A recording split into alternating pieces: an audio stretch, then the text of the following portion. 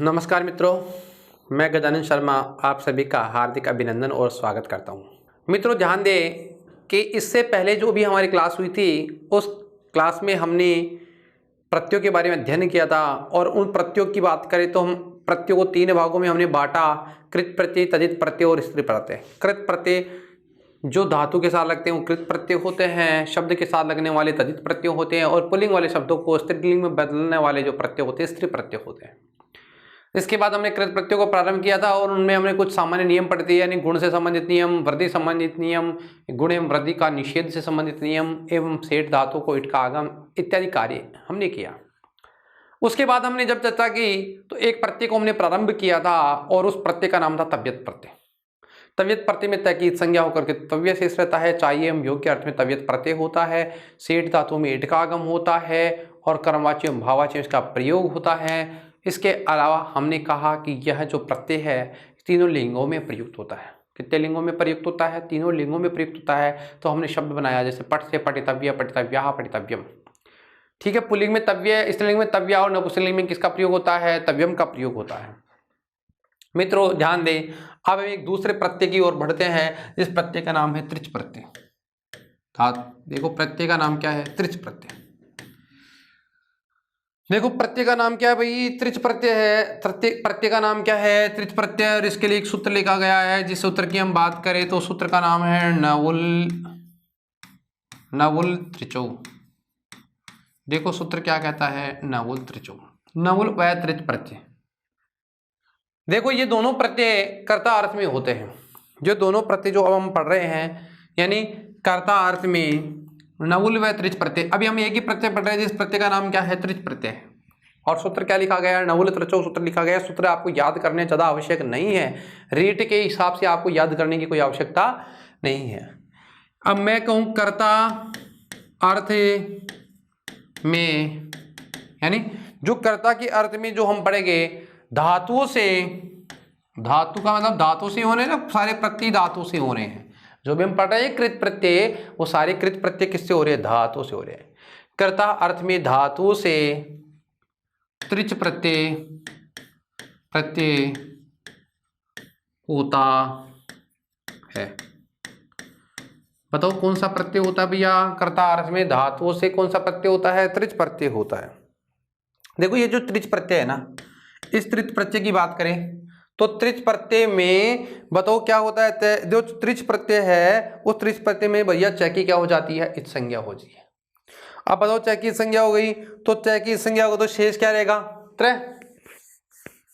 तो क्या रहेगा? त्रय। तो बताओ ध्यान दें, त्रिच प्रत्यय में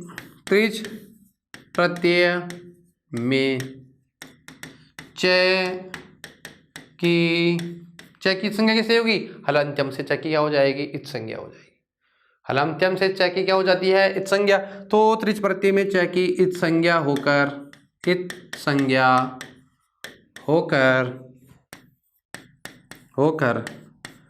त्रिशेष रहता है। क्या रहता है भैया? त्रिशेष रहता है। क्या रहता है? त्रिशेष रहता है। अब देखिए, अब जब हमने इसकी त्रिच में चकार की संज्ञा हो गई, त्रिच भी बलादी प्रत्यय है इसलिए यथा प्राप्त इट का आगम हो जाएगा। यह भी कैसा प्रत्यय है? बलादी प्रत्यय है। कैसा प्रत्यय है? बलादी प्रत्यय। त्रिच कैसा प्रत्यय है? बलादी प्रत्यय होने के कारण इट का आगम होगा। इट का आगम होगा तो इट आगम होगा। कौन सा आगम होगा भैया? इट का आगम होगा। ठीक है, इसके साथ ही साथ हम एक बात और लिख लेते हैं। यथा प्राप्त गुण कार्य होगा। यथा प्राप्त कौन सा कार्य होगा? गुण कार्य होगा। ठीक है, एक बात और, यानी त्रिच प्रत्यय से यानी त्रिच से बनने वाले शब्द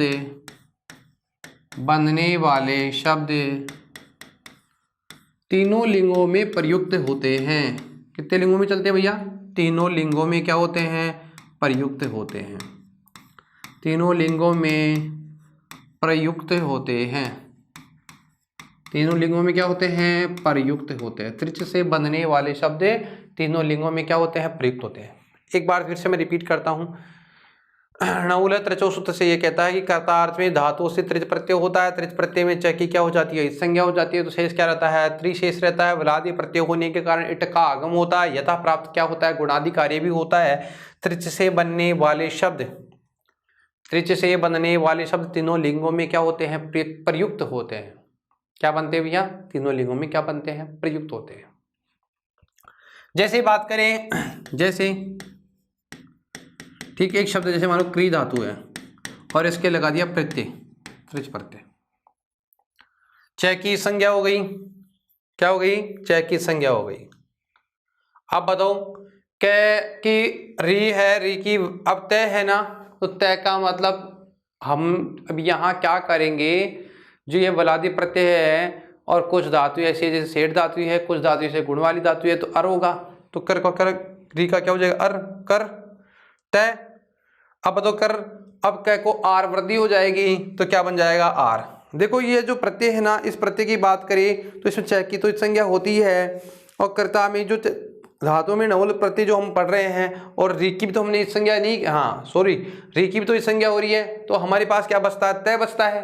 क्या बचता है, तय। तो तय बचता है तो शब्द क्या बनेगा, जैसे पुल्लिंग में बात करें तो पुल्लिंग में बनेगा कर्ता, ठीक है, स्त्रीलिंग में बनेगा कर्त्री, और नपुंसकलिंग में क्या बनेगा, कर्त्र। देखो ध्यान देना, यहां देखिए क्री को आर वृद्धि हो गई, ठीक है, तो पुल्लिंग में हमारा शब्द कैसा बन गया, कर्ता, स्त्रीलिंग में क्या बन गया, कर्त्री, और नपुंसकलिंग में क्या बन गया, नपुंसकलिंग में, तो पुल्लिंग में क्या बनता है, कर्ता, स्त्रीलिंग में क्या बन गया, कर्त्री, और नपुंसकलिंग में क्या बन गया, कर्त्र है। तो यह जो कृत्रिच प्रत्यय है, चाहे कि तो हम लोग क्या करते हैं, संज्ञा त्रिशेष बचता है, तो कृत्रिच यानी पुल्लिंग में क्या बनेगा, कर्ता, स्त्रीलिंग में कर्त्री, और नपुंसकलिंग में क्या बनता है, कर्त्र है। ठीक है, एक बार फिर से मैं रिपीट करता हूं, त्रि की शेष रहता है, वलादि प्रत्यय होने का कारण का आगम होता है, यथा प्राप्त गुणकारी होगा, त्रिच से बनने वाले सब तीनों लिंगों में प्रयुक्त होते हैं। जैसे कृदन त्रिच से हमने बनाया तो कर्ता, कर्त्री और कर्त्र है। ठीक है, आगे चलते हैं और इसके आगे हम थोड़ा इनको एक साथ पढ़ेंगे। एक प्रत्यय और है, जिस प्रत्यय की बात करें तो प्रत्यय का नाम है तुमुन प्रत्यय। प्रत्यय का नाम क्या भैया, तुमुन प्रत्यय। प्रत्यय का नाम क्या है, तुमुन प्रत्यय।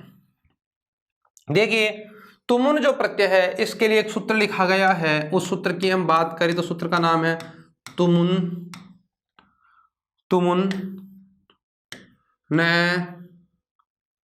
न बोलो, एक साथ नहीं, अलग अलग लिख देता हूं इसको मैं थोड़ा सा। तुमुन न बोलो, तुमुन न बोलो क्रियायाम, क्रियार्थ क्रियायाम, तो क्या लिखा गया है, तुमुन न बोलो क्रियायाम, तुमुन न बोलो क्रियायाम, क्रियार्थायाम, क्रिया अर्थायाम, क्रियार्थायाम, तुमुन नवलो क्रियायाम, क्रियार्थायाम। क्या लिखा गया है, तुमुन और नवल प्रत्यय क्रियार्थ क्रिया में होता है। यह देखो देखो सूत्र क्या लिखा, तुमुन और नवल प्रत्यय। तो अभी हम एक ही प्रत्यय पढ़ रहे हैं, जिस प्रत्यय का नाम है तुमुन प्रत्यय। प्रत्यय का नाम क्या है, तुमुन प्रत्यय है। प्रत्यय का नाम क्या है, तुमुन प्रत्यय है। और तुमुन प्रत्यय नवल प्रत्यय क्रियायाम, क्रियार्थायाम, यानी जो वाक्य में जो क्रिया होती है, तो क्रिया का मतलब जहां दो क्रियाएं होती है, एक तो क्रियार्थ क्रिया और एक मुख्य क्रिया। तो तुमुन और नवल जो प्रत्यय हैं वो क्रियार्थ क्रिया के अलावा मुख्य क्रिया में होते हैं। जैसे राम पढ़ने के लिए जाता है, बताओ राम पढ़ने के लिए जाता है, तो कितनी क्रिया हो गई, पढ़ना और जाना। तो क्रियार्थ क्रिया सहायक क्रिया क्यों नहीं है, जाना, और मुख्य क्रिया कौन सी है, पढ़ना। तो पढ़ना यानी पढ़ने के लिए जाता है, जिसके लिए जो उसका मुख्य कार्य है। तो मुख्य कार्य में यानी मुख्य क्रिया जो होगी यहाँ क्रिया, यानी मुख्य क्रिया में कौन सा प्रत्यय होता है, तुमुन प्रत्यय होता है। ये पाटी तुम पढ़ने के लिए जाता है ना, पढ़ने के लिए जाता, जाना और पढ़ना दो क्रिया हो रही है, तो पढ़ना जो मुख्य क्रिया है, यानी मुख्य क्रिया में यानी क्रियार्थ क्रिया की जो सहायक यानी जो मुख्य क्रिया है, उस क्रिया में हम क्या करेंगे, दो प्रकार की क्रिया हो गई, एक तो क्रियार्थ क्रिया उपपद हो गई, और मुख्य क्रिया में कौन सा प्रत्यय होता है, प्रत्यय हो जाता है।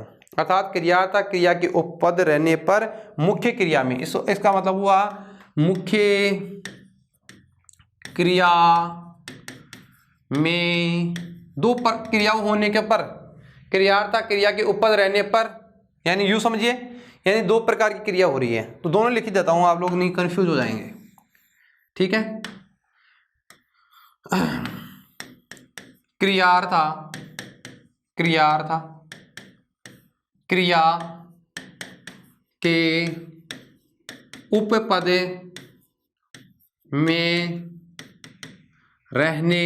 रहने पर मुख्य क्रिया में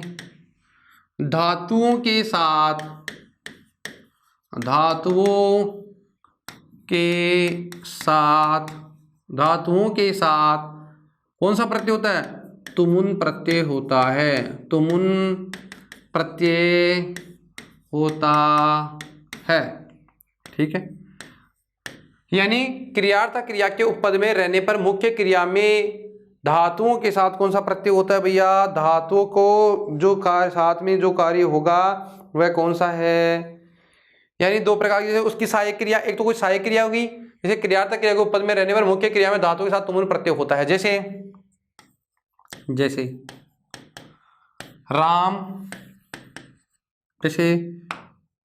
राम पढ़ने के लिए जाता है। कितनी क्रिया हो गई? दो।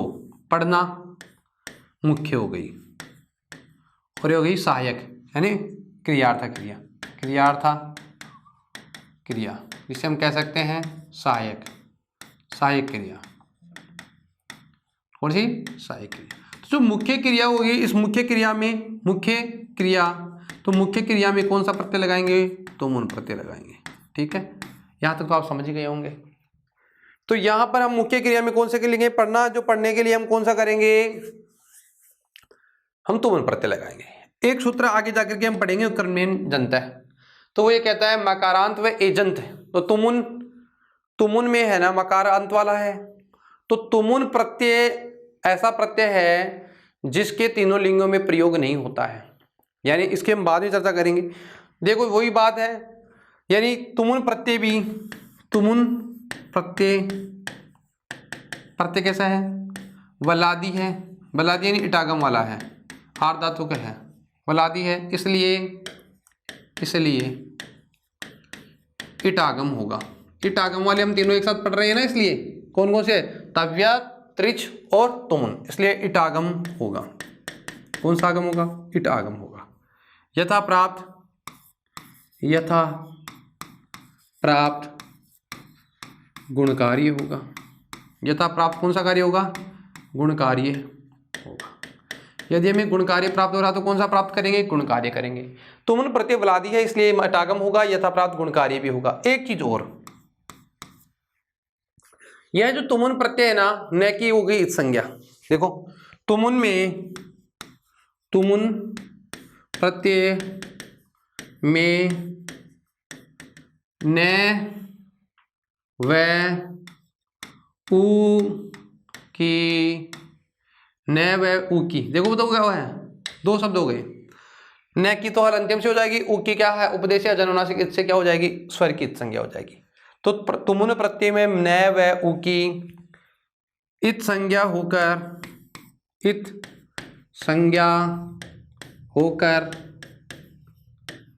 क्या शेष रहता है? तुम शेष रहता है। क्या शेष रहता है भैया?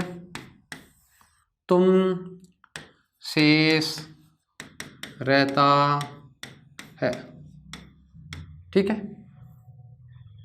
तो अब तुम शेष रहने के कारण क्या शेष रह रहा है भैया? तुम शेष रहने के कारण है नहीं, तुम शेष रहने के कारण यूं समझिए कि तुम में क्या है? मैं रह गया, तुम मकारांत हो गया ना, तो मकारांत व एजंत, कारण मेन जंत ये कहता है मकारांत व एजंत प्रत्यय वाले, यानी मकारांत व एजंत प्रत्ययों से बनने वाले प्रत्ययों का अब क्या बन जाएंगे? अव्यय में रूप में प्रयुक्त होंगे। तो बताओ मकारांत प्रत्यय होने के कारण, तो मकारांत हो गया ना, अब इसके अंत में क्या हो गया? मैं। तो यूं समझिए इसका मतलब ये हो गया कि यहां देखो क्या कहता है, ये नियम ये कहता है कि मकारांत प्रत्यय होने के कारण तुमुन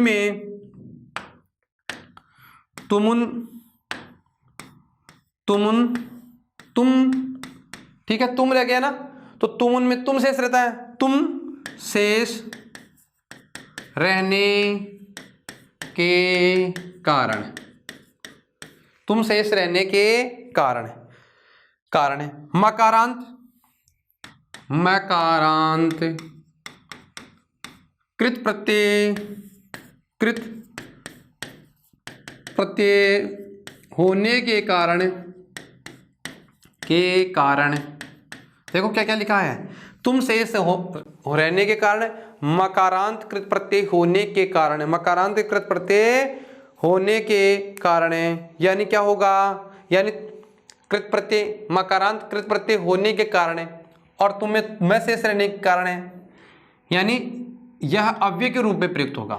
देखो तुम शेष रहने के कारण, तुम एक तो तुम में शेष रह गया, तो मैं शेष रहने के कारण क्या होगा, मकारांत हो गया, तो मकारांत कृत प्रत्यय होने के कारण कर्णमेन जनता से क्या हो जाता है, अव्यय के रूप में प्रयुक्त होता है, अव्यय के रूप में प्रयुक्त होता है। हम जब अव्यय पढ़ेंगे तब चर्चा करेंगे, रूप में प्रयुक्त होता है।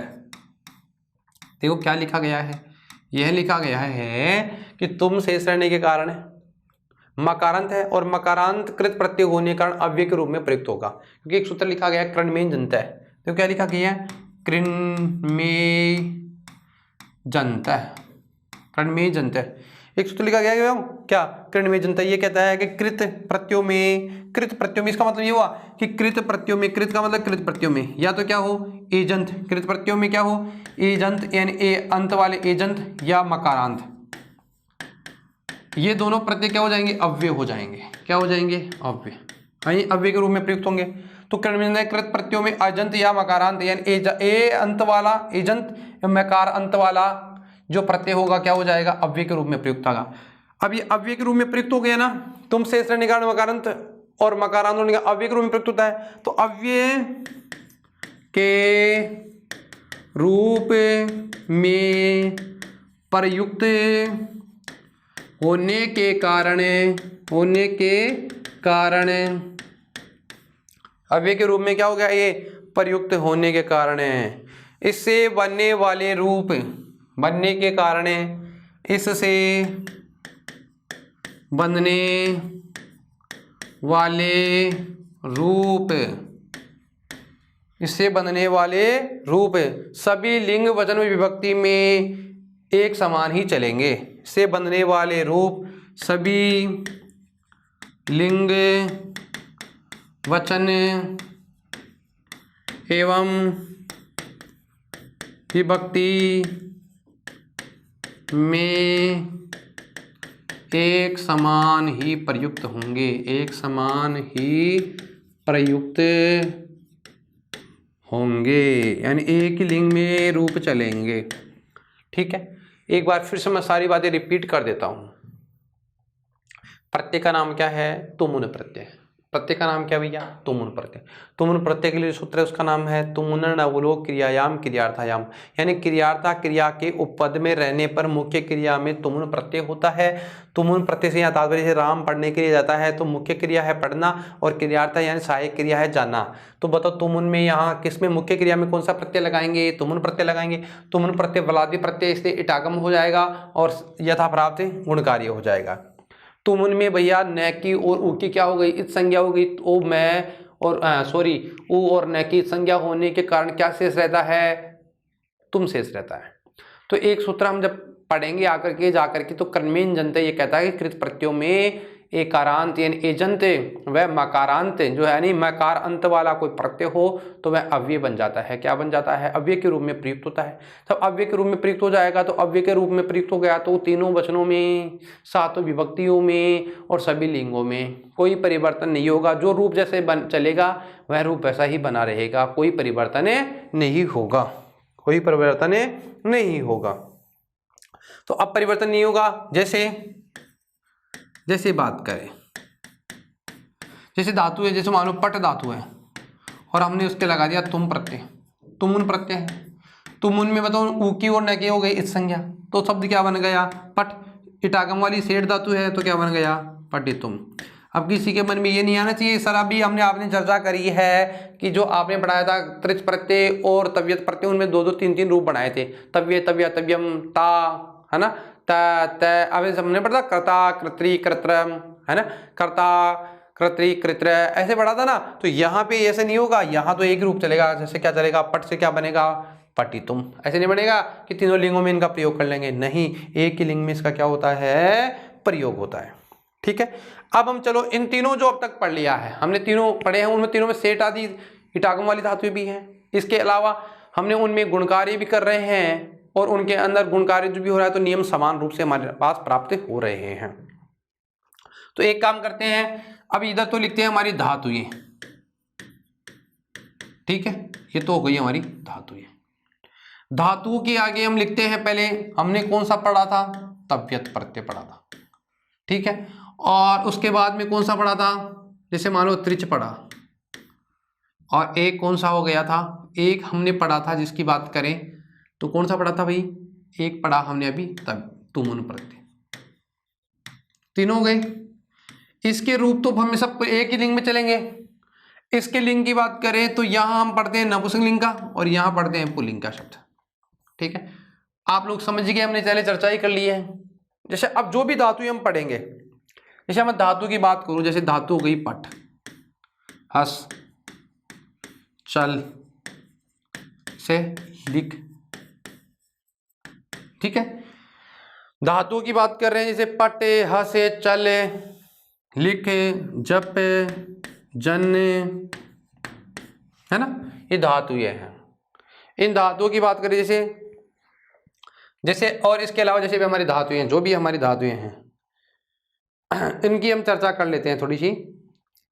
जैसे ज्ञा, धातु कौन सी है भाई, ज्ञा, धातु कौन सी है, ज्ञा, धातु कौन सी है, मन, धातु कौन सी है, हन, धातु कौन सी है, गम, धातु कौन सी है, गम, ठीक है। जैसे हम बात करें, जैसे धातु कौन सी है, जी, एक धातु है कौन सी, जी धातु, क्योंकि हमें ऐसी धातु भी तो याद करनी है जिनके बारे में हम चर्चा करेंगे। जी एक धातु है जिसका नाम है, धातु की बात करें तो धातु कौन सी है, ची, है ना। धातु की जैसे बात करें, धातु कौन सी है, क्री, धातु कौन सी है, क्री। जैसे धातु की बात करें, जैसे धातु कौन सी है, भू, धातु कौन सी है, भू, ये आ गई ना। धातु कौन सी है, भू, धातु कौन सी है, श्रु, धातु की बात करें तो धातु कौन सी है, श्रु, धातु कौन सी है, श्रु, भू, श्रु। अब जैसे बात करें धातु, जैसे मान लो क्री धातु है, क्री, धातु की बात करें तो दृश्य, धातु कौन सी है, दृश्य धातु है। जैसे धातु है पृछ, धातु कौन सी है, पृछ, धातु कौन सी है, पृछ धातु है। तो यहां देखिए, अब इतनी जो धातुएं हैं इनके हम रूप की चर्चा कर लेते हैं। देखो धातु कौन सी है, पट, इटागम होगा, बताओ पट का क्या बनता है, तो इटागम करेंगे तो रूप क्या बन जाएगा, पटितव्यम। नपुंसकलिंग में क्या बनेगा, पटितव्यम। ये तो हम किस में लिख रहे हैं, नपुंसकलिंग में लिख रहे हैं, ठीक है। ये वाला किस में लिख रहे हैं हम लोग, कर्ता, पुल्लिंग में लिखते हैं, सॉरी किस में लिख रहे हैं भाई, पुल्लिंग में, किसमें, पुल्लिंग, ठीक है। बताओ क्या बनेगा, पट से क्या बनता है, पटितव्यम। इटागम वाली हो जाए, सेठ धातु है, सेम नियम इसी में लिखा था। तो बताओ त्रच से क्या बनेगा, पटिता, क्या बन गया, पटिता, ठीक है। जैसे यहां से क्या बनेगा, अब तुम उनमें क्या बनता है, पटितुम, पटितुम, ठीक है। तव्यत में पटितव्यम, पटिता, पटितुम। जैसे धातु कौन सी है, हस, तो बताओ क्या बनेगा, हसी तव्यम, बताओ क्या बनेगा, हसीता, क्या बनेगा, हसीतुम, क्या बन गया, हसीतुम, ठीक है। मित्रों ध्यान दिए, कोई भी धातु हो तीनों में समान रूप से चलती है, क्योंकि नियम तीनों के समान है। यहाँ जैसे इट आगम होगा, इसमें तो इसमें भी होगा, बात करें जैसे इसमें गुणकारी होगा तो इसमें भी होगा, इसमें भी होगा, इसमें भी होगा। और जो नियम है हमारा, जैसे त्रिज में ता शेष रहता है, तय शेष रहता है, जो कर्ता में हम पुल्लिंग में ता बनाते हैं, जो हमने पढ़ा था यहाँ जैसे तुम शेष रहता है, यहाँ तव्य शेष रहता है, तो वो तो अलग अलग बनेंगे ही। जैसे चल से क्या बनेगा, चली तव्यम। अगर पुल्लिंग की बात करूँ तो क्या बनेगा, चलितव्य है, चलितव्य, चलितव्यम, है ना। इधर बताओ क्या बनेगा, चलिता, क्या बनेगा, चलिता।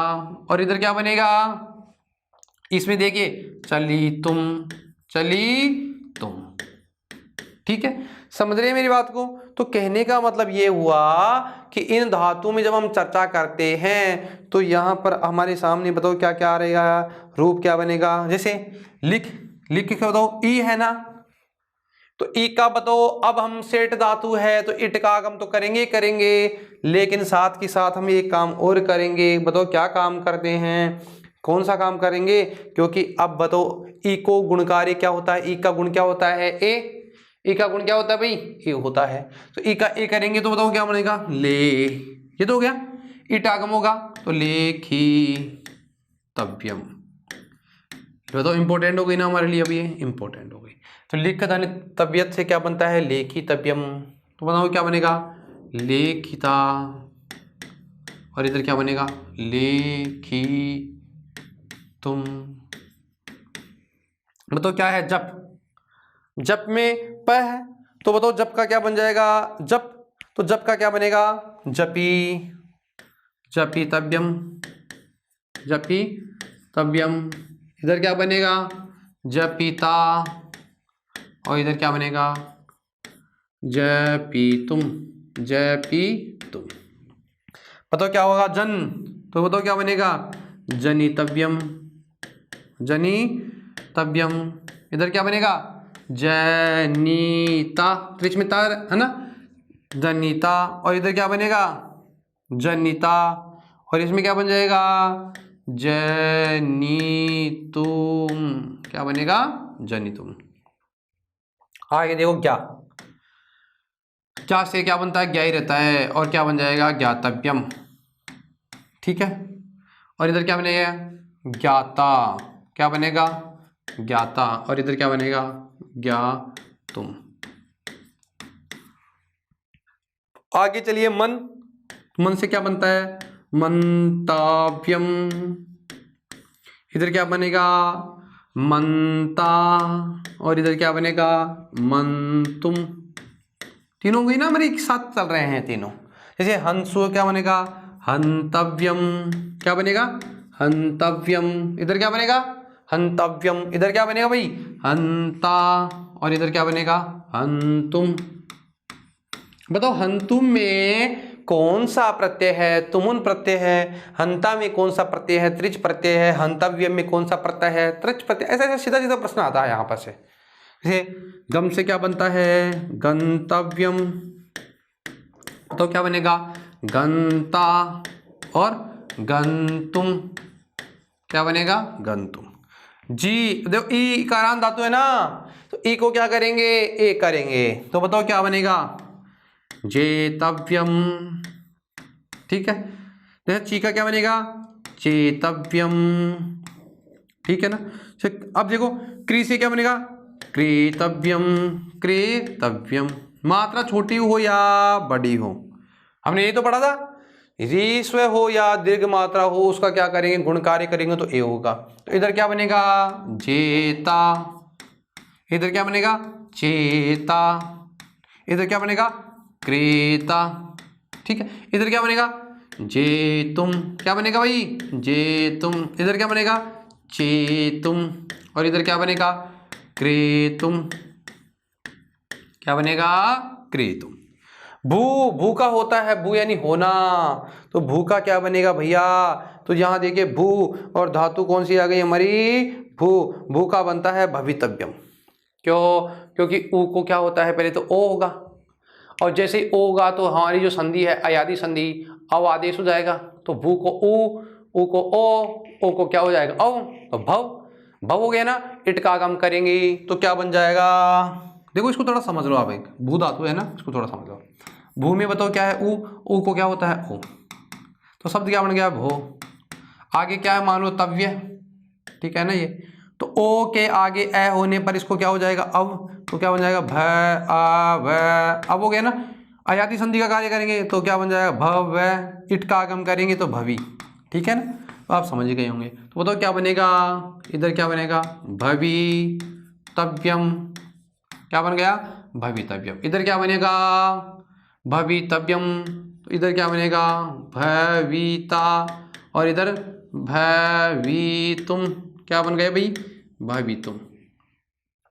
श्रु, अब देखो श्रु से क्या बनेगा, श्रु उ तव्यत, तो उसका बनेगा श्रोतव्यम, श्रोतव्यम। इधर क्या बनेगा भाई श्रोता, सुनने वाला, और एक होता है श्रोतुम। उ का ओ कर दिया ना। तो उ का गुण का क्या कार्य होता है, ओ होता है। उ का गुण क्या होता है, ओ होता है। अब बताओ कर, री है ना, री को क्या कर देंगे अर कर देंगे। री का गुण क्या होता है अर। री का देखो कै में किसकी मात्रा है, री की मात्रा है। तो री की मात्रा है तो री को क्या करेंगे अर करेंगे, तो अर करेंगे बताओ क्या बन जाएगा कर। अब रे की मात्रा ऐसी हो गई, तो ऐसी हो गई तो इसको क्या करेंगे आगे वाले वर्ण को देखेंगे, और आगे वाले वर्ण क्या है तव्यम, तो शब्द क्या बन जाएगा कर्तव्यम, हो गया ना। क्या बन गया कर से क्या बन गया कर्तव्यम।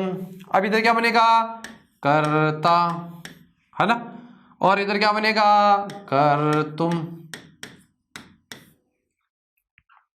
जैसे दृश्य धातु कौन सी है दृश्य, बताओ दृश्य धातु में री है या क्या है, धातु में री है, तो री के स्थान पे क्या हो जाएगा र। और बताओ से बाद में है, आगे क्या आएगा त आएगा। तो जो हमने संधि पढ़ी थी ष्टुत्व संधि और एक पढ़ी थी ष्टुत्व संधि, तो वह कार्य भी होगा ना। तो से बाद में है तो ट का ह, और उसके बाद में ये वाला से है तो त है, त के बाद में से है तो त का क्या हो जाएगा, त का क्या हो जाएगा भैया, त का छह होगा। अब चलो को गिनने तो से, और एक होता है हम नियम पढ़ेंगे उन नियमों से क्या हो जाएगा से का उसका त और त का हो जाएगा ट। तो शब्द क्या है, जैसे मान लो हमारा शब्द है दृश्य, तो बताओ क्या बन जाएगा दृष्टाव्यम। बहुत महत्वपूर्ण है, इसको ध्यान रखना, इंपॉर्टेंट। दृष्टव्य से क्या बनता है दृष्टव्यम, दृष्टव्य से क्या बनता है दृष्टव्यम। इधर क्या बनेगा दृष्टा, क्या बनेगा दृष्टा, और इधर क्या बनेगा दृष्टुम, ठीक है। प्रिज, बताओ धातु कौन सी है प्री, तो री का प्री है ना, तो प्री में कोई परिवर्तन होगा क्या, नहीं होगा, प्री का प्री रहेगा। तो बताओ प्री छह, तो बताओ क्या बनेगा या प्रीष्टा, तो बताओ प्रीष्टव्यम, छह और छह के साथ वही नहीं मारा ना पृष्ठदंतव्यम, तो क्या बन गया पृष्ठव्यम। इधर क्या बनेगा पृष्ठा, और इधर क्या बनेगा पृष्ठुम।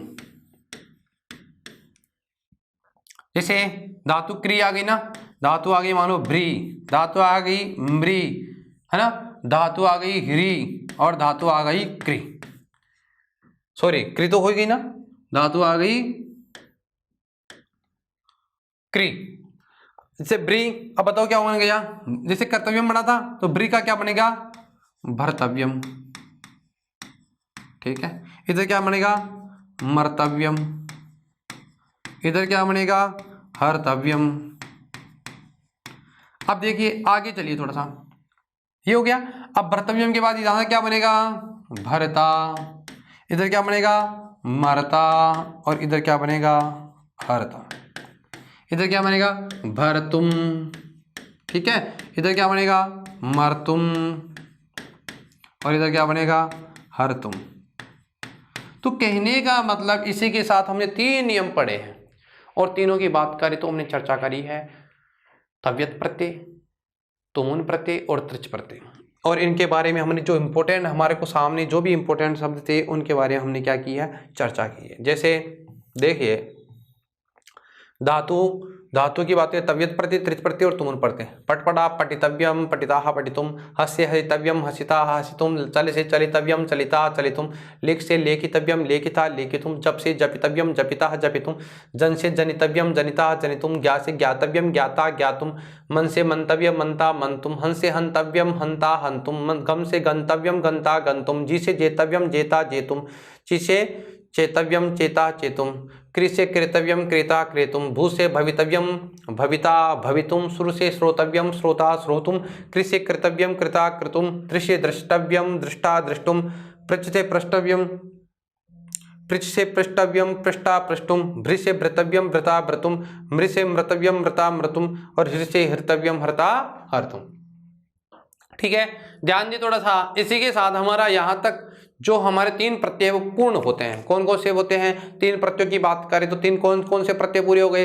त्रिच, ठीक है, बात करें तुमुन और बात करें तव्यत, तीनों समाप्ति होते हैं। अब आगे चलते हैं और आगे हमारे लिए कुछ प्रत्यय हैं, उन प्रत्ययों की हम आज चर्चा करते हैं। उन प्रत्ययों की हम बात करें तो उन प्रत्ययों में बात करें तो 3 प्रत्यय और हैं जिनकी हम चर्चा करेंगे। देखिए जैसे हमने पढ़ा था कृत्य प्रत्यय में 7 प्रत्यय पढ़े थे, तव्य तव्य अन्य यत न्यत क्यप और केलिमर पढ़े थे ना। तो उनमें से एक प्रत्यय हमने पढ़ लिया जिसका नाम था तव्य प्रत्यय। अब दूसरा हम प्रत्यय पढ़ रहे हैं जिसका नाम था यत प्रत्यय। प्रत्यय का नाम क्या है भैया? यत प्रत्यय। छोटा सा प्रत्यय है, प्रत्यय का नाम क्या है? यत प्रत्यय। देखो प्रत्यय का नाम क्या है? यत, और इसके लिए एक सूत्र लिखा गया है। देखो सूत्र की बात करें तो इसके लिए एक सूत्र लिखा गया है अचो यत। अच मतलब अच, अच का मतलब होता है अचो और अचो यत। देखो अच का मतलब होता है स्वर। ये जो तीनों प्रत्यय हैं, इन तीनों को हम जब पढ़ने वाले हैं, इसके बारे में आपको बता दूं मैं, ये तीनों प्रत्यय जो हैं अब जो हम पढ़ने वाले हैं उन तीनों को भाववाच्य और कर्मवाच्य में प्रयुक्त होंगे, वो तो हम पहले लिख चुके हैं, इसको छोड़ो आप। तो अब तो यहाँ देखो यत प्रत्यय। और यत प्रत्यय की बात करें तो पहला प्रत्यय कौन सा? यत प्रत्यय है। और यत प्रत्यय क्या होता है? किसके साथ में होता है? अच। अच का मतलब होता है स्वर, और अच का मतलब होता है स्वर, और स्वर के साथ में कौन सा प्रत्यय होता है? यत प्रत्यय होता है। यानी स्वरांत, यानी ऐसी धातु जिस धातु के अंत में केवल आएगा क्या? स्वर।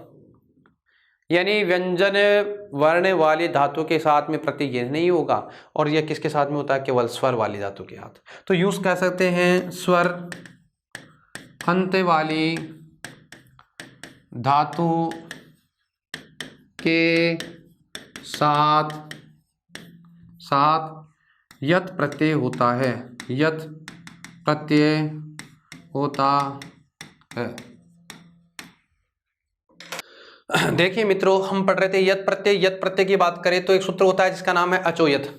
यत प्रत्यय के लिए कौन सा सूत्र है? अचोयत। अजंत धातु से यत प्रत्यय होता है। अजंत का मतलब होता है स्वर, और स्वर के साथ में कौन सा प्रत्यय होता है? यत प्रत्यय होता है।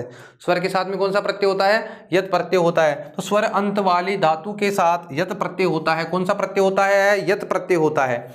अब जो हम ये प्रत्यय पढ़ रहे हैं यत प्रत्यय, और यत प्रत्यय कब होगा? केवल स्वर अंत वाली धातु के साथ होगा। कि ऐसी कोई धातु जिस धातु के अंत में क्या आए? स्वर आए। यानी स्वर अंत वाली धातु के साथ में कौन सा प्रत्यय होता है? यत प्रत्यय होता है। अब यत प्रत्यय के प्रेरित यथा प्राप्त हमें गुणाधिकारी जो भी होंगे, तो जब भी यथा प्राप्त गुण कार्य होगा, गुण कार्य होगा। यानी कुछ धातु ऐसी हैं जिनको हम क्या कार्य कर सकते हैं? गुण कार्य कर सकते हैं। जैसे आकारांत धातु के आगे यत प्रत्यय के रहने पर आ को ई हो जाएगा। कभी कभी क्या होता है? इद्यति एक सूत्र है, इद्यति, वो सूत्र ये कहता है, इद्यति ये कहता है कि आकारांत धातु को, यानी आकारांत धातु को ई हो जाएगा, ई हो जाएगा। ठीक है, बात करें यत प्रत्यय की, स्वर अंत वाली धातु के साथ यत प्रत्यय होता है। यथा प्राप्त गुण कार्य होगा। इद्यति आकारांत धातु को क्या हो जाएगा? ई हो जाएगा। क्या हो जाएगा? ई हो जाएगा।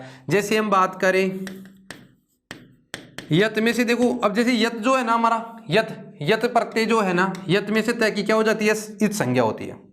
यत में तय की इत संज्ञा होकर होकर, बताओ किसकी, यत में से तय की इत संज्ञा होकर यह शेष रहता है, यह शेष रहता, शेष रहता, यह शेष क्या करता है, रहता है। क्या बनता है भैया, कौन सा शेष रहेगा, यही शेष रहेगा। यत में से तहकीद संज्ञा होकर क्या शेष रहता है, ये शेष रहता है।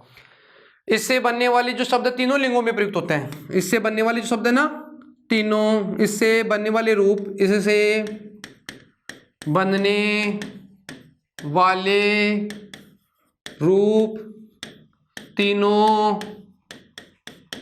लिंगों में प्रयुक्त होंगे, इससे बनने वाले रूप तीनों लिंगों में प्रयुक्त होंगे। कितने लिंगों में प्रयुक्त होंगे, तीनों लिंगों में प्रयुक्त होंगे।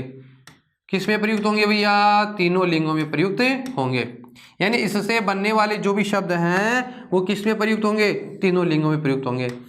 क्या होंगे, तीनों लिंगों में प्रयुक्त होंगे। ठीक है, आगे चलते हैं।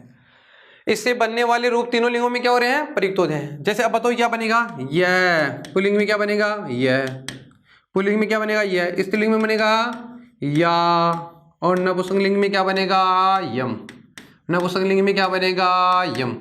अब देखो जैसे एक शब्द लिखा, जैसे पुल्लिंग में क्या बन रहा है, यह, स्त्रीलिंग में क्या बनेगा, या, और नपुंसकलिंग में क्या बनेगा, यम, या यम। देखो इससे बनने वाले रूप तीनों लिंगों में प्रयुक्त होते हैं, यह या यम। जैसे एक शब्द लिखता हूं मैं, धातु है, जैसे मान लो ची, क्योंकि स्वर अंत वाली धातु के साथ ही होता है। तो च के अंदर किसकी धातु है, ई, तो ई का मतलब स्वरांत है, स्वर है अंत में जिसके, तो क्या हो गया स्वरांत। स्वर अंत वाली धातु कौन सी, ची है। तो बताओ क्या बनेगा, इधर चेया है, इधर क्या बनेगा, चेया, और इधर क्या बनेगा, चेयम, चेया है, चेया, चेयम। ठीक है, अब इसके उदाहरणों की हम बात करते हैं। किसकी बात करें, उदाहरण की बात करें। तो उदाहरणों की बात करें, जैसे अभी हमने पढ़ा है ची, धातु कौन सी है हमारी, ची धातु है। धातु कौन सी है, ची। जैसे धातु है नी, धातु कौन सी है, नी। जैसे धातु कौन सी है, भी। ऐसी धातु है जिन धातुओं के अंत में क्या आएगा, स्वर आएगा। धातु के अंत में क्या आएगा, स्वर। बताओ धातु कौन सी है, क्री। धातु कौन सी है, जैसे मान लो क्री। जैसे धातु है, धातु की बात करें तो जैसे मान लो श्रु, श्रु धातु है। धातु कौन सी है, श्रु। धातु की बात करें तो भू। देखो धातु कौन सी है, भू। जैसे धातु है, जैसे हा धातु से बनता है हे, हा को ई होता है, हा। जैसे बात करें जैसे ग्ला, ग्ले, ग्ला धातु है, ग्ला, तो ग्ला का क्या बनता है, आ का ए हो जाता है ना। अभी हमने चर्चा करी थी, धातु कौन सी है, ग्ला। धातु कौन सी है, ग्ला। धातु की बात करें जैसे धातु की बात करें श्री, धातु की बात करें श्री, ब्री, ब्री, नी, री।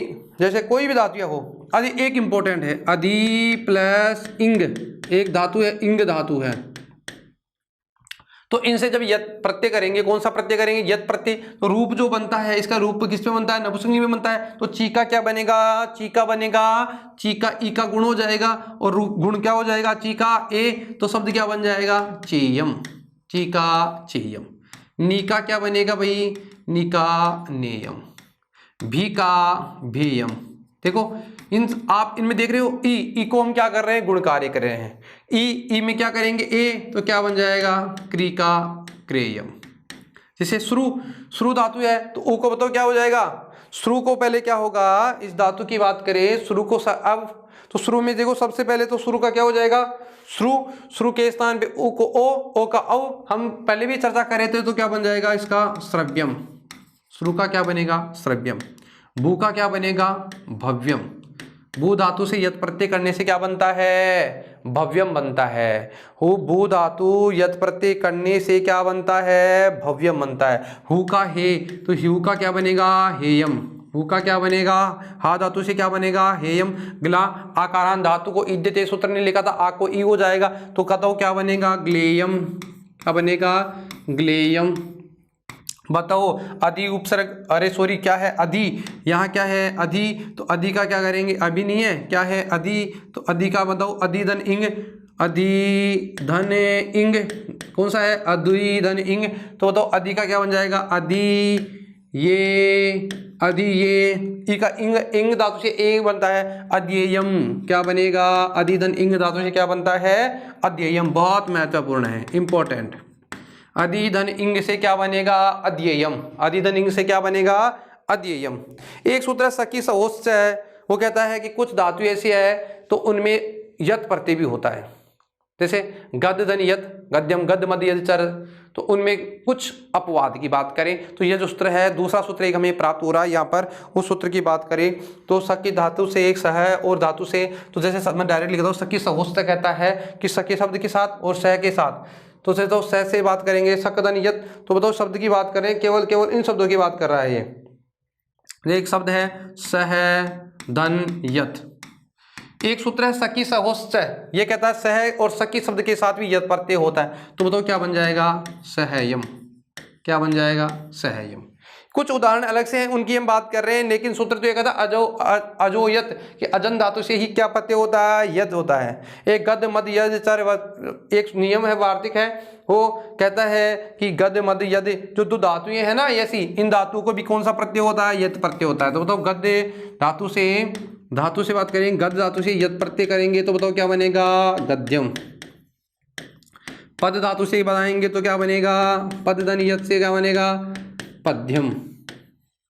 इसे मद धातु से बनाएंगे तो क्या बनेगा, मद से बनाएंगे तो क्या बनेगा, मध्यम, क्या बनेगा, मध्यम। एक हनो मध्यम, हन धातु से, हन धातु से यदि हम यद प्रत्यय, यद यानी हन धातु इंपॉर्टेंट है, यहाँ थोड़ा एक अलग से नियम है, इसकी हम चर्चा ज़्यादा नहीं करेंगे, आपको तो इतना सा याद रखना है, सूत्रों के बारे में आपसे पूछेगा भी नहीं। धातु कौन सी है, हन धातु, और हन धातु के साथ यदि आप प्रत्यय लगाते हैं, कौन सा, यद प्रत्यय लगाओगे, तो हनो यद वदस्य वक्तव्यम, वार्तिक लिखा गया है, इसको क्या कहें, हन को वद्य कहें, ठीक है। हनो यद वदस्य वक्तव्यम कहा गया है कि हन धातु से यद प्रत्यय करने पर क्या बनता है, वद्य बनता है, ठीक है। सखी सहोच्च से ये सूत्र कहता है सक धातु से सह प्रत्यय या यत होने पर सह के साथ यत होगा तो सहयम। गद मद यद चर, ये जो नियम है उसके अनुसार ये कहता है गद धातु से, पद धातु से और मद धातु से यत प्रत्यय करें। यहाँ देखो ये जो धातुएं पढ़ रहे हैं ना हम, यहाँ पे ये सब व्यंजन वाली धातुएं हैं, किसकी है, व्यंजन वाले, कौन सी है, व्यंजन, तो इनके अलग अलग नियम प्राप्त हो रहे हैं, इसलिए हमने सह के साथ यत प्रत्यय कर दिया तो संयम बन गया, गद धातु से यत प्रत्यय किया तो गद्यम बन गया, पद धातु से यत प्रत्यय किया तो क्या बन गया, पद्यम बन गया, मद धातु से यत प्रत्यय किया तो क्या बन गया, मध्यम बन गया।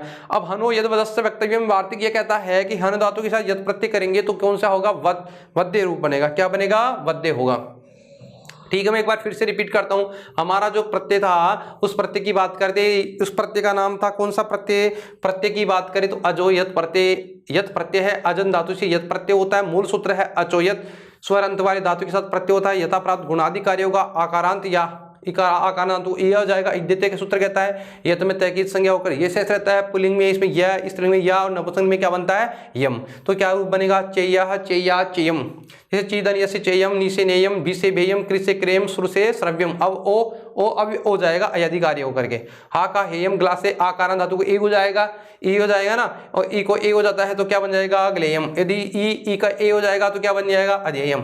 कुछ ऐसी धातुएं हैं जिनके बारे में यहाँ व्यंजनकारी भी होता है, सह से यत करेंगे तो संयम, गद यद पद यानी गद पद मद तो कहते हो गद्यम पद्यम मध्यम, और हनो यद वदस्य वक्तव्यम, वार्तिक ये कहता है हन धातु से यत प्रत्यय करने पर क्या बन जाता है, वद्य बन जाता है।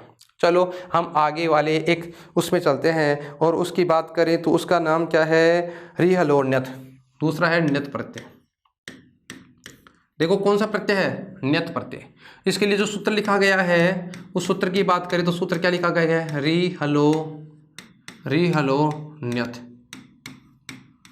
सूत्र क्या लिखा गया है, री हलो न्यत। देखो ये क्या सूत्र कहता है कि रिकारांत और रिकारांत धातु के साथ कौन सा प्रत्यय होता है, न्यत प्रत्यय होता है। री हल रिकारांत हलन धातु से, एक तो धातु कौन सी होनी चाहिए, रिकारांत हो, धातु कौन सी हो, या तो रिकारांत हो या कैसी हो, रिकारांत वाली हो या हलंत धातु, हल का मतलब होता है व्यंजन अंत वाली धातु हो तो उसको भी क्या होता है ना। एक होता है पोर्दु पदार्थ यानी पैवर्गान धातु, पै में धातु हो तो भी क्या हो जाएगा, उसको हमने पहले पढ़ा था, वहां यत प्रत्यय हो रहा था, लेकिन वहां अब यहाँ नहीं पढ़ रहे, हम यहाँ पढ़ रहे हैं। जैसे इस प्रत्यय में भी क्या बता है, ये शेष रहता है, रिकारांत हलन धातु से कौन सा प्रत्यय होता है, न्यत प्रत्यय होता है। ये रिकारांत का मतलब री और जैसे हलन धातु जो भी हलन धातु हो, जैसे हलन धातु की बात करें, जैसे विद, लिक, विद, छिद, जो भी धातुएं होंगी तो उनमें हम क्या करेंगे, ये कार्य करेंगे। लेकिन अब देखिए, अब मेरी बात सुनो, सूत्र की बात करते हैं। सूत्र ये कहता है ऋकारांत और हलंत धातु से ऋकारांत और हलंत धातु से ण्यत प्रत्यय होता है। ण्यत प्रत्यय होता है। किसकी बात कर रहे हैं भाई? हम बात कर रहे हैं ऋकारांत। रियल और ण्यत सूत्र ये कहता है कि ऋकारांत और हलंत धातु से कौन सा प्रत्यय होता है? ण्यत प्रत्यय होता है।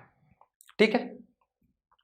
ण्यत में ण्यत की देखो, ये ण्यत प्रत्यय हो गया, किससे हो रहा है? ऋकारांत और हलंत धातु से ण्यत प्रत्यय हो गया।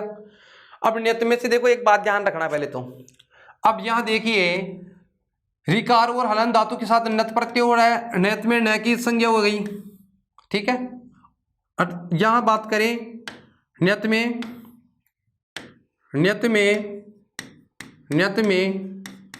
ण और तय की इत संज्ञा होकर, ण और तय की इत संज्ञा होकर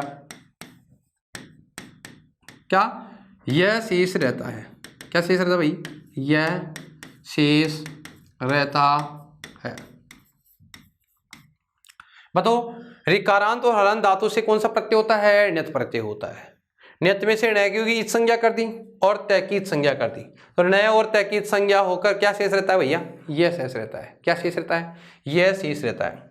ण्यत में से ण और तय की इत संज्ञा कर दी तो क्या शेष रहेगा? यह शेष रहेगा। अब बताओ, ण की संज्ञा करने के कारण, किसकी संज्ञा करने के कारण? ण की इत संज्ञा होने के कारण बताओ, ण की इत संज्ञा हो गई तो ये क्या हो गया? णित हो गया ना। ण की इत संज्ञा होने के कारण तो ये क्या हो गया? णित। तो णित हो गया। तो बताओ, हमने पढ़ा था कि गुणकारी नहीं होकर के वृद्धिकारी होता है, वहां पर कुछ नियमों में हमने पढ़ा था।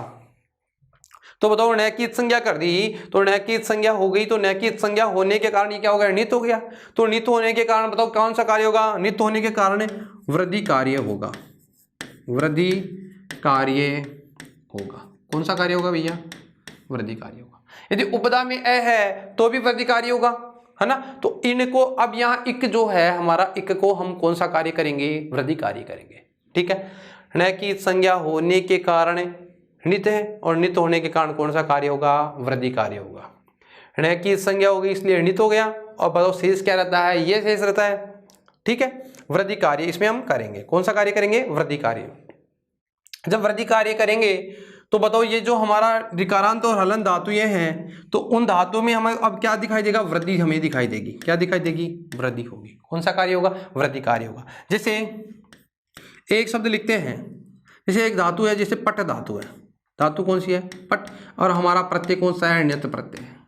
बताओ, ण की संज्ञा हो गई, तय की संज्ञा हो गई, क्या शेष रह गया? यह। बताओ, पट में उपदा में क्या है? ट से उपदा में क्या है? अ है। तो देखो ऐसे ही है ना। तो हमने लिखा था अत उपदा या सूत्र से लिखा था कि यदि उपदा में अ हो तो उपदा की अ को क्या हो जाता है? आ हो जाता है। होता है कि नहीं होता है? लिखा था ना।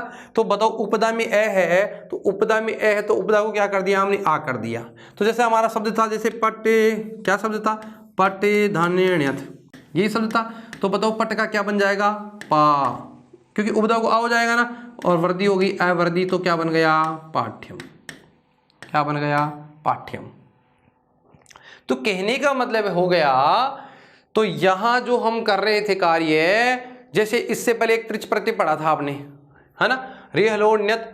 तो वहां आपने त्रिच प्रत्यय जो पढ़ा था, उस त्रिच प्रत्यय में जैसे आपने त्रि किया था, तो वहां पे अलग कार्य हो रहा था। यहाँ पे जो हमारी जो शब्द है इण या ए, जो भी इन या ए ई उ रील री जो भी हैं, उनको हम कौन सा कार्य कर रहे हैं? वृद्धि कार्य कर रहे हैं। धातु ये कौन सी होनी चाहिए? तो ऋकारांत होनी चाहिए, या कैसी होनी चाहिए? हलंत धातु होनी चाहिए। तो हम उदाहरणों की चर्चा करते हैं।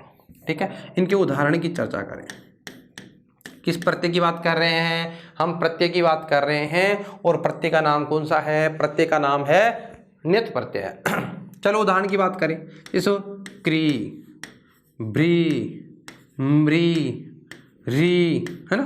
बताओ क्री, क्री का मतलब, अब री में अर है, री है, तो रिकारांत धातु को कौन सी वृद्धि होगी? आर होगी ना। बताओ हम इसके प्रत्यय कौन सा लगा रहे हैं? ण्यत् प्रत्यय हो गया। प्रत्यय कौन सा है? ण्यत्। तो बताओ क्या बन जाएगा? क्री का कार्यम। क्यों? क्योंकि री में अर, तो अरे को आर वृद्धि होगी ना, तो कार्यम क्या बन गया? कार्यम। ब्री से क्या बनेगा? भार्यम। ह्री से, मृ से क्या बनेगा? मार्यम। ठीक है, क्या बनेगा? मार्यम। ह्री से क्या बनेगा? आर्यम। और ध्री से क्या बनेगा? धार्यम। क्या बनेगा? धार्यम। ठीक है। अब हम बात करें तो रिकारांत धातु हो गई कि रे अंत वाले धातु के होने पर, रिकारांत धातु के होने पर क्या करते हैं? कार्यम, भार्यम, मार्यम, हार्यम, धार्यम बनेगा। अगर धातु कौन सी है? हलंत धातु है। जैसे हलंत का मतलब ऐसी धातु जैसे पट, पट का क्या बनेगा बताओ भैया? पट का बनेगा पाठ्यम, पाठ्यम। देखो पट का क्या बनेगा? पाठ्यम। जैसे हस का क्या बनेगा? बताओ हस का हास्यम। वद का वाद्यम, वाद्यम, तो मिलाकर भी लिख सकते हैं वाद्यम, है ना। अब देखो यहां देखिए, आप लोग देख रहे हैं, देखो हलंत धातु है, ऐसी धातु जिसके अंत में हल है, हल यानी व्यंजन है। अब ई उ ये वाली धातु ये नहीं आएगी, तो हलंत धातु को क्या हो जाता है? हलंत धातु को भी ण्यत् कार्य होता है। ण्यत् कार्य होने पर जो उनके उपदा में उसका क्या हो जाता है? आ हो जाता है। क्या हो जाता है भैया? आ हो जाता है। ठीक है। अब हम बात करें जैसे चल धातु है, बताओ चल प्रत्यय कौन सा है? ण्यत्। तो बताओ क्या बनेगा? चल का चाल्यम। चल का क्या बनेगा? चाल्यम, है। तो चल का क्या बनेगा? चाल्यम। क्यों? क्योंकि यहां देखो चय विक्षय लय में ए है, ए का मतलब यहां ए है, तो ए को हम क्या कर दिए हैं? ए का कार्य हो गया, शब्द क्या बन गया? चाल्यम। ठीक है। जैसे बात करें, जैसे धातु है भिद धातु है, बताओ भिद धातु है, ण्यत् प्रत्यय हो गया, तो ई का क्या हो जाएगा? ए क्या बन जाएगा? भेद्यम। क्या बन गया? भेद्यम। जैसे लिख धातु है और ण्यत् प्रत्यय करेंगे तो बताओ क्या बनेगा? लेख्यम, लेख्यम। लिख का क्या बनेगा? लेख्यम। विद का वेद्यम, लिख का लेख्यम। ठीक है। तो यहां देखिए जैसे लिख का क्या बन गया? लेख्यम। अब यहां देखिए थोड़ा सा एक बात और करें आप लोगों से कि जो भी हमारी धातु होगी, है ना, रिकारांत और हलंत धातु जो भी होगी, उस धातु में हम गुण एवं वृद्धि कार्य करते हैं। कौन सा कार्य करते हैं? यथा प्राप्त जो गुण कार्य हो रहा है तो गुण कार्य होगा, और यदि हमें वृद्धि कार्य प्राप्त हो रहा है तो कौन सा कार्य करेंगे? वृद्धि कार्य करेंगे। ठीक है। तो यहां मैं एक बार फिर से रिपीट करता हूं, यहां ध्यान देना। एक बार फिर से हम प्रारंभ करते हैं। धातु या प्रत्यय की जो बात कर रहे हैं, प्रत्यय का नाम कौन सा है? ण्यत् प्रत्यय। ण्यत् प्रत्यय की बात करें तो प्रत्यय कौन सा है? री हल और ण्यत् से क्या होता है? ण्यत् प्रत्यय होता है। और ण्यत् प्रत्यय में बात करें तो जो भी हमारी धातुएं हैं, उन धातुओं में बात करें जैसे रिकारांत और हलंत धातु से ण्यत् प्रत्यय और ण्यत् में नए और तैकीद संज्ञा होकर ये से रहता है। नैकीद संज्ञा होने का नित हो गया, नित में वृद्धि कार्य होता है, यथा प्राप्त गुण कार्य भी होगा। जैसे रूप क्या बनेगा? पट का पाठ्यम, क्री का कार्यम, भ्री का भार्यम, मृ का मार्यम, ह्री का भार्य हार्यम, ध्री का दार्यम। पट का पाठ्यम, हस का हास्यम, वद का वाद्यम, चल का चाल्यम, विद का वेद्यम, लिख का लेख्यम। लिख का क्या बनता है? लेख्यम। जैसे लिख का लेख्यम बन गया ना, वैसे जैसे हमारा शब्द जैसे कुप, कुप का क्या बनेगा? कुप। शब्द की बात करें जैसे मुद धातु से मुद धातु है, जैसे ये धातु है, जैसे हमारी छिद धातु है। धातु कौन सी है? छिद धातु है। जैसे बात करें धातु की, इसके अलावा जो भी धातु है, जैसे जैसे छिद धातु हो गई। धातु की बात करें जैसे भुज धातु, भुज धातु, भुज धातु, और भुज से क्या बनता है? भोज्यम या भोग्यम, है ना। और वच एक धातु है, वच धातु। वच, वच का मतलब वच, अशब्द संज्ञा और शब्द संज्ञा। ठीक है। जैसे युद्ध धातु है, युद्ध, तो बताओ क्या बनेगा? तो बताओ यहाँ क्या बनेगा? कुप से क्या बनेगा? कु, ऊ को क्या हो जाएगा? ओ, क्या बन गया? कोप्यम। कुप का क्या बनेगा? कोप्यम। मुद का क्या बनेगा? मध्यम। ठीक है, जैसे अब देखो यहाँ क्या बना, छिद का छे ध और ये से ध्य भी लिख सकते हैं ना, छेद्यम। ध और ये से ध्य भी लिख सकते हैं, छिद का क्या बनेगा, छेद्यम। छिद का क्या बनेगा, छेद्यम। अब देखो विद का भेद्यम छेद्यम भुज। अब देखो भुज धातु से एक तो होता है भोज्यम, तो भोज्य तो हमारे लिए भक्ष्य होता है, अभक्ष्य क्या होता है, भोग्यम। देखो इसके दो रूप बनते हैं, इसका रूप बनेगा एक तो भोज्यम, ठीक है, भोज्यम का एक की बात करें तो एक हो गया भोग्यम। क्या हो गया, भोग्यम। तो भोज्यम जो होता है वह तो होता है भक्ष्य, खाने के लिए होता है, और यहाँ जो भोग्यम होता है केवल अभक्ष्य होता है, खाने के लिए नहीं होता है। तो क्या क्या बन गया, भुज धातु से यत न्यत प्रत्यय करेंगे तो क्या बनेगा, भोज्यम। भोज्यम का मतलब क्या होता है, भक्ष्य, और भोग्यम का मतलब होता है अभक्ष्य। वच धातु, वच से बात करें, बताओ वच का क्या बनेगा, वाच्यम, और एक बनेगा वाक्यम। देखो वाक्यम का बात करें, वच से वाक्यम बनता, वाच्यम यानी तो अशब्द संज्ञा है। वाच्यम की बात करें तो अशब्द संज्ञा, कौन सी संज्ञा है, अशब्दिक संज्ञा।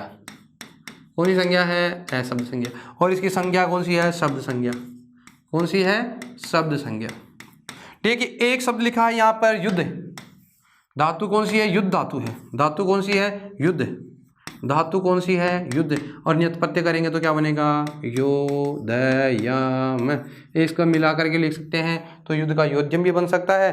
तो योध, और ध का दह हो जाएगा ना, तो यहाँ पर क्या रूप बनेगा, यहाँ की बात करें रूप की, तो रूप बनेगा योधयम। युद्ध धातु से, युद्ध धातु से यण्यत प्रत्यय करेंगे तो क्या बनता है, योध्यम। तो बताओ क्या बनेगा, मुद का मोद्यम, छिद का छेद या ध और ये से ध्य बनता है छेद्यम। बुध से भोज्यम, भोज्यम भक्ष्य अर्थ में होता है और भोग्यम अभक्ष्य अर्थ में होता है। वच से बनता है वाच्यम, अशब्द संज्ञा हो गई, और वाक्यम किसकी क्या हो गई, शब्द संज्ञा हो गई। युद्ध धातु से यत प्रत्यय करेंगे तो क्या, सॉरी, युद्ध धातु से ण्यत प्रत्यय करेंगे तो क्या बनेगा, योद्यम।